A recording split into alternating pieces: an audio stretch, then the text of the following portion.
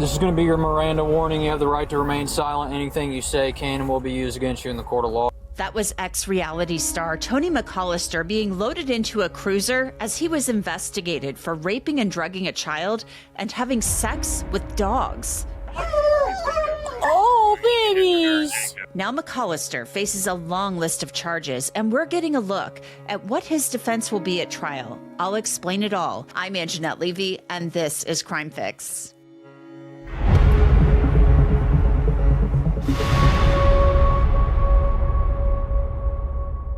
Tony McCollister is accused of some very serious charges involving the rape and drugging of a 5-year-old girl and the use of his 2 dogs in sex acts. And when he goes on trial for the crimes, his attorney will tell the jury that he is not guilty by reason of insanity. Now, I'm going to get into what that means very shortly, but first, let's talk about McCollister's co-defendant, Erica Grove. It's his girlfriend, and Grove faces very similar charges. Grove has pleaded not guilty to the charges involving the rape and drugging of this little girl and the sex with McCollister's 2 dogs.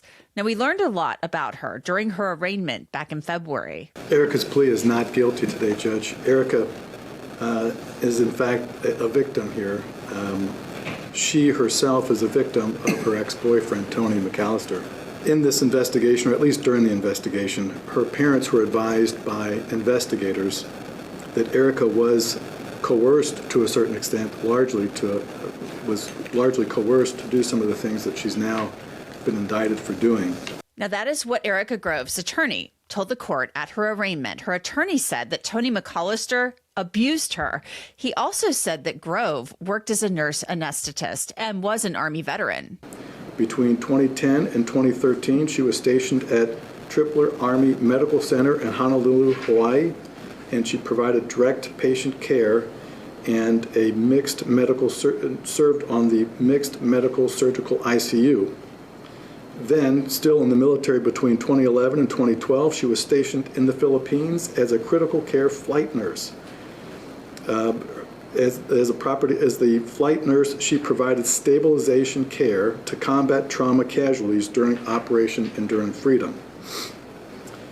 Still in the military between 2013 and 2016, she was stationed with the 47th Combat Support Hospital at Joint Base in Lewis McChord, Washington, where she was the head nurse for what they call a rapidly deployable combat support hospital and ICU.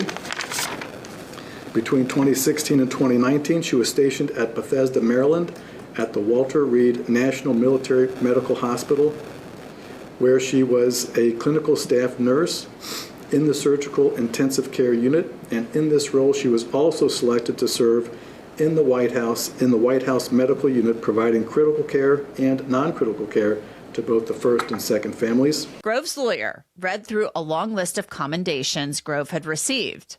Reading off of her DD 214, it appears that she's received multiple commendations.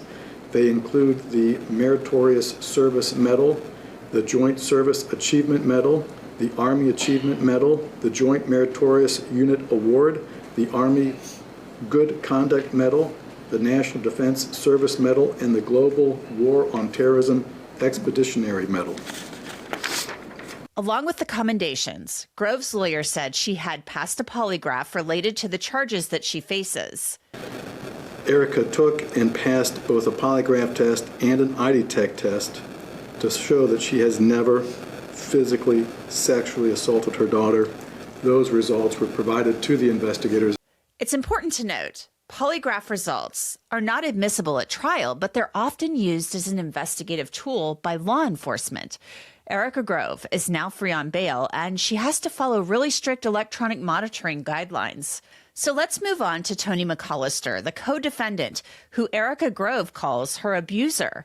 McCollister was on a short-lived reality show about swingers in the suburbs in 2015. A&E canceled Neighbors with Benefits after just 2 episodes. On December 23, 2025, sheriff's deputies descended on a home in Warren County, Ohio, and took Tony McCollister and Erica Grove into custody. What is his Abby. preference? Little kids, boys and girls. okay in her car, and then she can sit in your car. This is your daughter. Yep.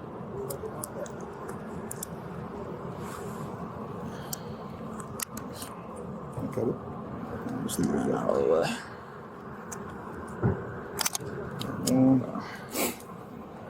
Lift this up here a little bit.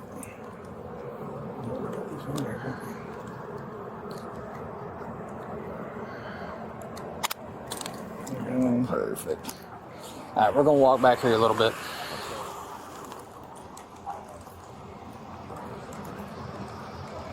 You got anything on you at all? No. Okay. That's it. Okay. But like, I really do not want to accidentally pee in one of your guys' cars. Like, Hey, man, it is what it is. I'm We're trying not to let gonna, you know, like, it's all good. it's just, But just yeah, woke up. we're not gonna be able to let you pee for a little bit. Yeah, that's gonna probably happen. Lean your head up on this car real quick. Do you care if I pat you down and go inside your pockets? Oh, no, you help us. Spread your legs real wide for me. Yeah, that's gonna happen. It's going to. Alright. And pop a squat for me. I'm not going to be talking with you, but I am going to go ahead and read this for you because you're being detained, okay? Yeah. This is going to be your Miranda warning. You have the right to remain silent. Anything you say can and will be used against you in the court of law. You have the right to talk to a lawyer and have him present with you while you're being questioned. If you cannot afford to hire a lawyer, one will be appointed to represent you before any questioning if you wish. You can decide at any time to exercise these rights and not answer any questions or make any statements. Do you understand each of these rights? Yes. Okay. Man, it helps if you swing your legs out. Yep. I was just can't get my left leg out first. Yeah. There you go. Now slide your butt towards the middle. There you go. Yep. Keep sliding. Keep sliding. There you go. Now, if you want to sit like that, you need help? It's just, I don't know how much it is in my shoulder. Here. There you go. If you lean that way, your back that way, it takes some pressure off your wrists. Okay, I guess I gotta deal with it. But the pee's gonna happen. Like, it's gonna happen. Like, there's nothing I'm gonna do about it. All right, hang on 1 second. Like, it's a bladder issue. Now, the deputy goes to the trunk to get something because he really doesn't want Tony McCollister going to the bathroom in the back of his cruiser and making a big mess. Like I said, you're not going to be able to go to the bathroom, but I can slide this under you. Yeah, I don't want everybody mad at me. That's all good. I mean, it is what it is. I'm not going to be the one cleaning it out anyways. Good? As good as it's going to get? Yeah. I'll make it Okay. work. What did you have shoulder surgery? Like what shoulder surgery? Right shoulder rotator cuff. Rotator cuff. Is it bothering you right now? Yeah. All right, step out real quick. Would second pair of cuffs help you? Probably. All right. Oh. Turn and face that way. Can I get a unit over here so I can double cuff this male? He's got shoulder problems. All right. Thanks, boss. No, I got a second set. I just need somebody over. I got him. Yeah, 800's coming over here. If I can get a light real quick. I'm gonna let this one go, put it right up on this car. Don't move it at all. Just put it straight up on the car. Alright, pop that one up.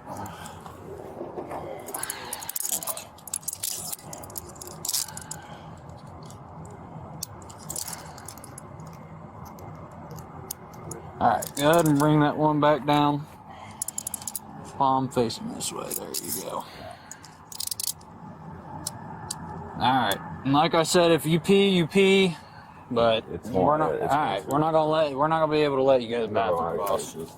Unless someone higher up than me decides you're gonna be peeing in the car if you gotta pee. Go ahead and pop a squat.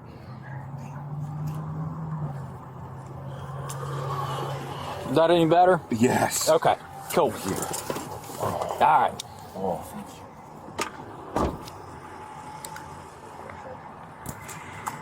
You need me to grab anybody else? That's everybody. After several minutes, the deputy goes back to check on Tony McCollister. You're okay for right now? I think I'm okay. Okay. Just check down me in like 5 minutes. Yep, I'll check on you in 5 minutes. If you have a problem, tap on this window, okay? I'll be standing right out here. But I will check on you in a couple minutes. But you don't need a squad for right have now. to check my blood pressure. You want a squad? Just have him check my blood All pressure. right. 889 to dispatch if you're still Go around the copying. bend, there's a cul-de-sac, just come around. 889, go ahead. Can you go ahead and have a squad start my way for a male with blood pressure issues? He's wanting to get checked out. Fear squad for blood pressure issues. I just have an intersection with an address they need to get to. No, this intersection should be good. I believe it's Garden View Circle and Lavender Way. I'll be right here. Okay.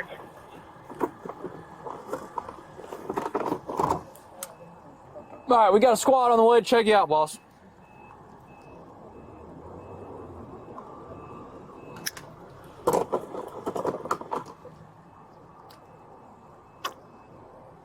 Sir? Yeah. Did you hear me? Yes. Okay. Okay, I just wanted to make sure you weren't unconscious or nothing. We got a squad on the way.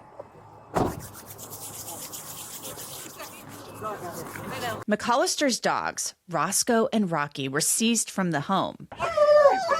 Oh, babies! Tony McCollister was booked into the jail and later indicted on 18 counts, including rape, gross sexual imposition, corrupting another with drugs, child endangering, and sex with animals. During his arraignment, McCollister's lawyer argued that he should be released on bail. He does have a place to live. He is on Social Security disability. He has no real record to talk about. I think we even saw on his record a fishing violation, and that's kind of the extent of his run-ins with the law.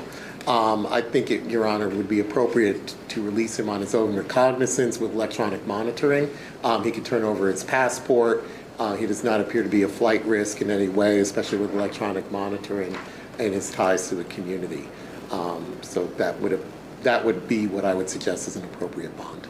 At the arraignment, McCollister, he didn't enter a plea, and now we know why. He is now pleading not guilty by reason of insanity, according to documents that his attorney recently filed.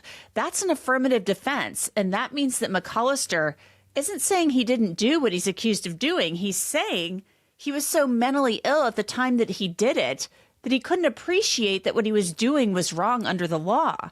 The judge presiding over the case has ordered that McCollister undergo a mental health evaluation. So I want to bring in Dr. Debbie Goodman.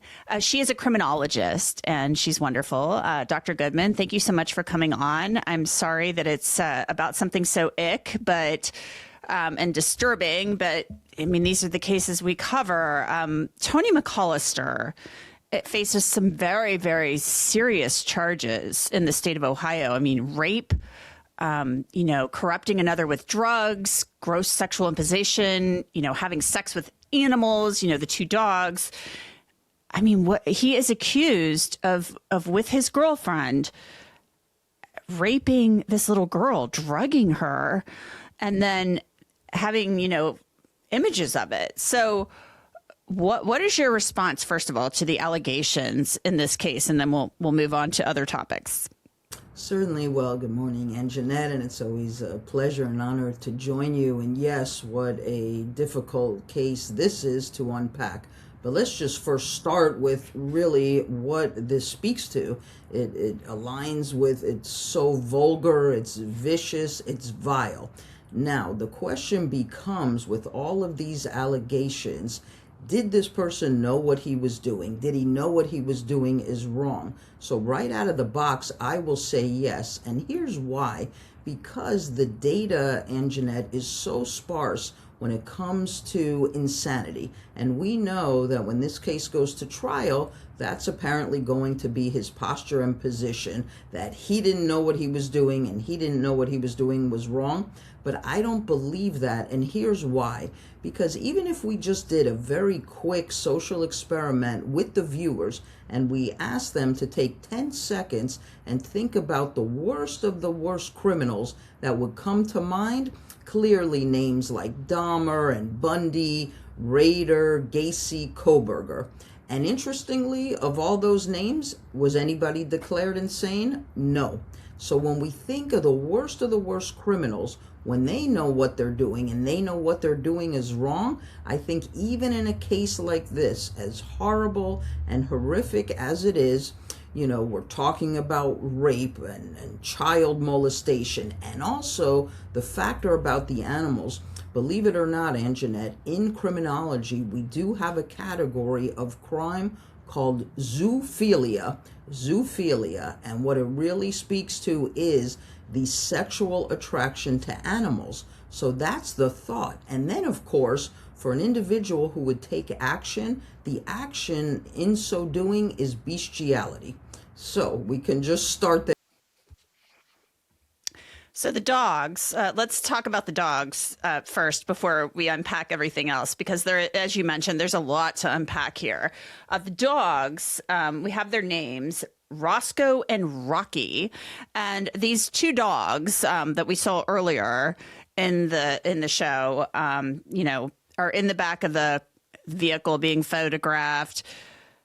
He has relinquished these dogs. He was the sole owner of these dogs. These were Tony McCollister's dogs, and his attorney has filed paperwork saying, look, he's given up the dogs. Well, of course he has. He's in jail. He can't own these dogs, and he's accused of using them in sex acts with a little girl.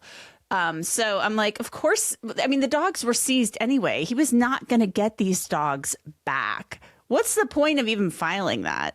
Well, it just speaks to, again, Angenette, the depravity. What we're really speaking about when it comes to these types of high-profile cases and criminals who are capable of doing these vile acts, they want to participate in their behaviors, yet it's only if and when they get caught that now they start going through and potentially maneuvering, let's say, the legal process.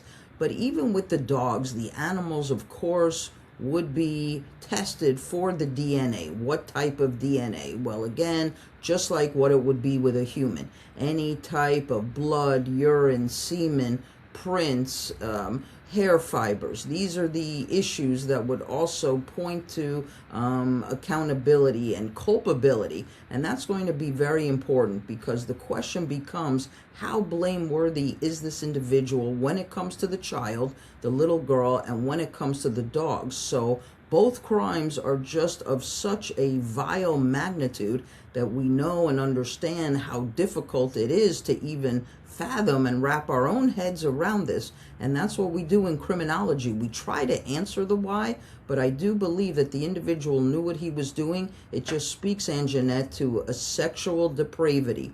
These individuals become attracted to the most vulnerable members of society, to include, you know, children, potentially elders. One wouldn't even think it's in the wheelhouse of possibility to look at an animal towards sexual attraction, but yes, it happens. And the data is so sparse, by the way.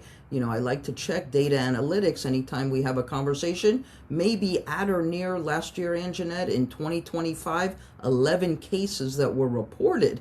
But you see, my concern as a criminologist is these are only the cases we know about. Imagine all of the cases, right? Exactly, that go unreported.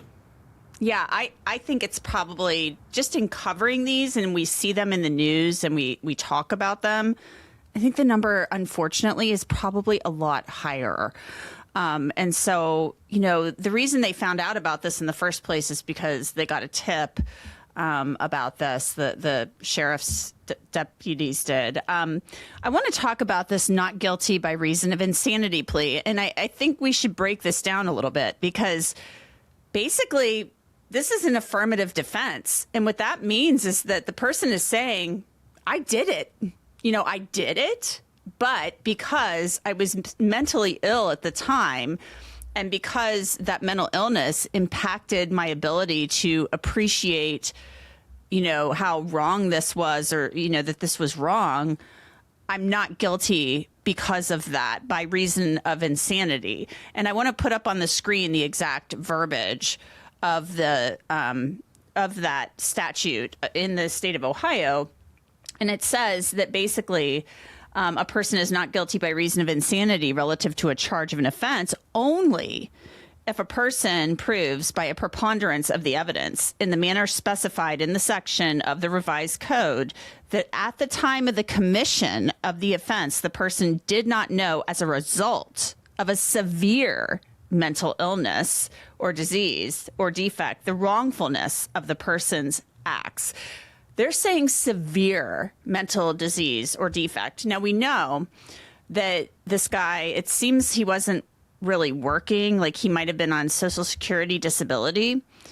I'm wondering, severe mental disease or defect. I mean, that to me is conjuring up serious mental illness. Like, and there is a serious mental illness statute in the state of Ohio that pertains to like death penalty cases and stuff like that. We're talking like bipolar disorder, we're talking schizophrenia, stuff like that. So, but I mean, come on, like you would have to be very mentally ill to understand that drugging a child and having her engage in sex acts related to dogs, like for you to not know that that was wrong.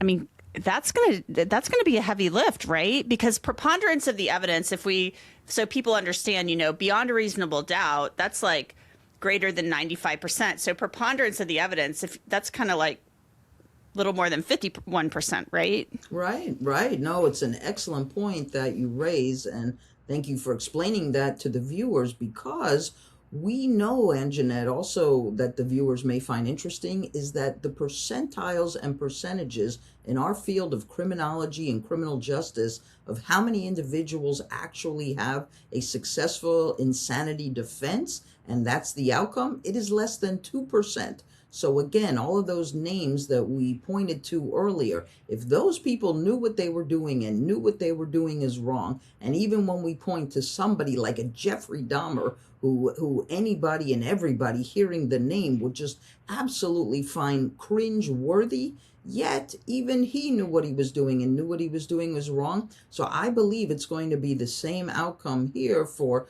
Tony McCollister. And as depraved as it all is, as evil as it is, as horrendous as it is, I think he would have done it again, Angenette, had he not gotten caught. You see, it's always those moments in time where they get caught, and now it's like, okay, now what? I don't want to go to prison for the rest of my life, so let me come up with something. And I think that's the something, but I just do not believe it's going to be successful for either him or his girlfriend. Remember, she's involved too. Right. She is involved and she is facing charges. And the thing that's really interesting to me is that she's a nurse anesthetist and they are accused of drugging this child. And so when the cops showed up, Dr. Goodman, they were like saying on body-worn camera, you know, that she was like the lesser actor in this, or at least that was their perception or belief at the time, because she, I don't know, it was just their belief. They believed he was like the worse actor of the two. Now in court, you know, it's like the prosecutor was saying in court when they were arraigned on these charges that, well, McCollister kind of stood by and watched this happen. Like he was there, he knew what was going on. So I'm like, oh my God, are they like saying that she was like the main actor now? Like, has it shifted? Because she, when they were first arrested, she was only charged, and I'm not saying only, but she was charged with the sex with the dogs. He was charged with other stuff and held on a much higher bond. Then they were indicted and more charges were added against Erica Grove. So, you know, it seems like the prosecutors are thinking maybe that she was like more of a main actor now. That's interesting. But again, when we unpack both sides here, I think each of whom had the intent, right? We go right down that list as we normally do. Did they plan it? I would say yes. Was there a level of premeditation? Yes. Was it willful? Was it with malice? So all of those issues are very important for each one. Now, sometimes in our field, as we know, when we have co-defendants, is one more culpable than the other? Perhaps. But how do we determine that? Whose idea was it? Who had the idea? The fact that it's even an idea, you know, in criminology, we call it the mens rea, the thought of doing the crime. But nobody really knows what's in another's head, Angenette, unless it is expressed. So now if we have two co-defendants, let's say party A said to party B, gee, let's do, XYZ. Certainly you would think somebody in that conversation would say, are you crazy? Of course not. But the fact that the other party just hypothetically would go along with it, that truly does speak to their knowledge and their willfulness and their intent to do it. So I really think both of whom are just, if these allegations are accurate and the violation and victimization, not only of a child, but also with these animals, it just has to yield penalty for both. The allegations are horrific, and it's just really awful. There's going to be a hearing in April on this issue. So it'll be interesting to see what happens for this NGRI defense in the court. Do you think, though, that Tony McCollister, he will be evaluated by professionals and, he's going to be assessed. And so the court has ordered that evaluation. Do you think that, this goes to trial? Do you think that we see him testify? Like, do you think he gets up on the stand in order to prove this defense? That's another interesting aspect to this. And we know a lot of times how these trials go, depending on the actual credibility or lack thereof of the defendant. It's really a gamble.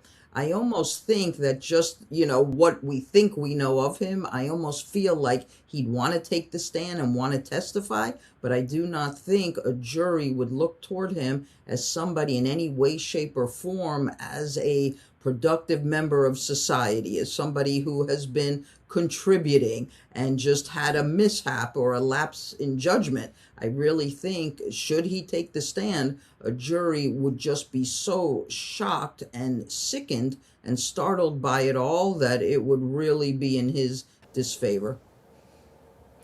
And I think there's going to be this. I think this is going to be like, he did it, she did it, she was the worst one, he was worse, he did it. Like, I think there's going to be some of that going on. And it's like, who's making a deal first, even though he's doing NGRI? I'll be interested to see how this pans out. At the heart of this is a little girl who the prosecutors are saying was raped and drugged, which is horrific. I hope she's getting the help that she needs. Just awful. And then, of course, these dogs. It's sick. Dr. Debbie Goodman, thank you so much. I really appreciate it. Thank you, Angenette, as always. My pleasure. Tony McCollister remains in the Warren County Jail on a $250,000 bond, but his lawyer is asking that his bail be modified or reduced so he can post it and be released. A hearing on his not guilty by reason of insanity defense will be held in April, and we'll keep track of that for you and let you know what happens. And that's it for this episode of Crime Fix. I'm Angenette Levy. Thanks so much for being with me. Remember, you can always catch us on YouTube. You can also watch and listen on Spotify. I'll see you back here next time.